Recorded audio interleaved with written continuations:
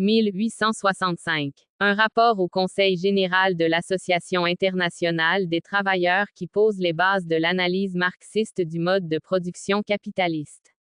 Pour l'émancipation définitive de la classe travailleuse, c'est-à-dire pour l'abolition définitive du salariat. Salaire, prix et profit. Karl Marx. La valeur du travail. Il nous faut revenir maintenant à l'expression « valeur ou prix du travail ». Nous avons vu qu'en fait cette valeur n'est que la valeur de la force de travail, mesurée d'après la valeur des marchandises nécessaires à son entretien.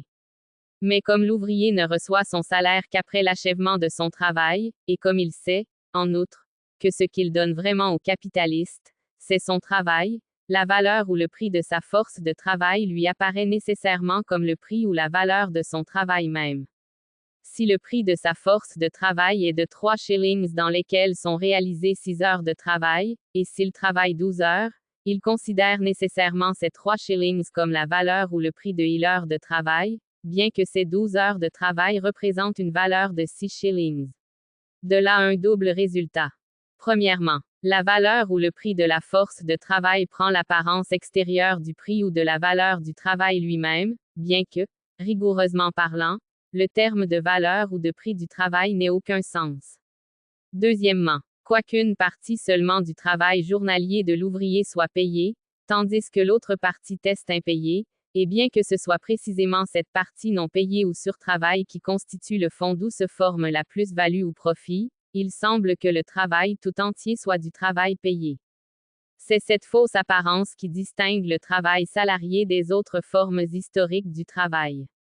À la base du système du salariat, même le travail non payé semble être du travail payé. Dans le travail de l'esclave, c'est tout le contraire. Même la partie de son travail qui est payée apparaît comme du travail non payé. Naturellement, pour pouvoir travailler, il faut bien que l'esclave vive, et une partie de sa journée de travail sert à compenser la valeur de son propre entretien. Mais comme il n'y a pas de marché conclu entre lui et son maître, comme il n'y a ni achat ni vente entre les deux parties, tout son travail a l'air d'être cédé pour rien. Prenons, d'autre part, le paysan serf tel qu'il existait, pourrions-nous dire, hier encore, dans toute l'Europe orientale.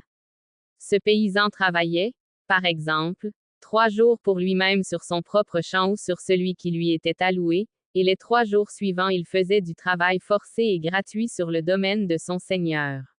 Ici donc le travail payé et le travail non payé étaient visiblement séparés, dans le temps et dans l'espace. Et nos libéraux étaient transportés d'indignation à l'idée absurde de faire travailler un homme pour rien. En fait, pourtant, qu'un homme travaille 3 jours de la semaine pour lui-même sur son propre champ et 3 jours sur le domaine de son seigneur. Ou bien qu'il travaille à la fabrique ou à l'atelier 6 heures par jour pour lui-même et 6 pour son patron, cela revient au même, bien que, dans ce dernier cas, les parties payées et non payées du travail soient inséparablement mélangées, et que la nature de toute cette opération soit complètement masquée par l'intervention du contrat et par la paie effectuée à la fin de la semaine. Dans un cas, le travail non payé paraît être donné volontairement et, dans l'autre, arraché par la contrainte. C'est là toute la différence. Lorsque j'emploierai, par la suite, l'expression « valeur du travail », je ne ferai que prendre la tournure d'usage pour « valeur de la force de travail ». Archive Internet des Marxistes. Archive Marx Engels. Début précédent haut de la page sommaire. Suite fin.